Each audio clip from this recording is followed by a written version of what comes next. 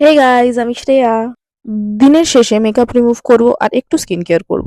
প্রথমে ইউজ করে নিচ্ছি কনসিয়াস কেমিস্টের ডেইলি ডিজলভ মেকআপ রিমুভার। এটা খুব ভালো, নিমেষের মধ্যেই মুখের পুরো মেকআপ তুলে দেয়।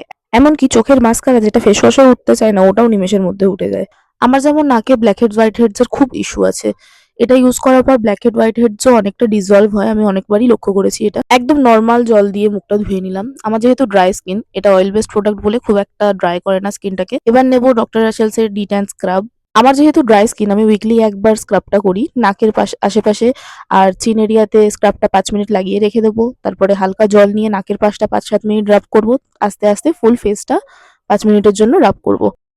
স্ক্রাব করার সময় মিনিমাম প্রেসার দিলেই ঠিক আছে, খুব বেশি প্রেসার দেওয়া উচিত না। সারা মুখে স্ক্রাবটা ভালো মতো লাগিয়ে নিলাম। ফেসটা ওয়াশ করে নেবো।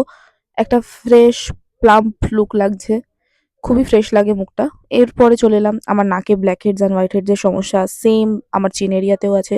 তাই পুরো মুখে গরম জলের ভাপ নিয়ে নেবো 5 থেকে 7 মিনিটের জন্য। এর ফলে মুখের পোর্স গুলো রিল্যাক্স হয়ে যায়, black heads and white heads remove করতে সুবিধা হয়। এবার নিয়ে নিলাম ডক্টর সেলস এর নো স্ট্রিপস। এটা দিয়ে নাকে ব্ল্যাক হেডস ভালোই রিমুভ করা যায়। হালকা ভেজা ফেসে স্ট্রিপসটা লাগিয়ে 10 মিনিট অপেক্ষা করব। এরই মধ্যে রিয়েলাইজ করলাম পুপুর আর আমার নাকটা পুরো একরকম লাগছে। মনে হয় পুপু রিয়েলাইজ করে নিয়েছে। Follow for part 2.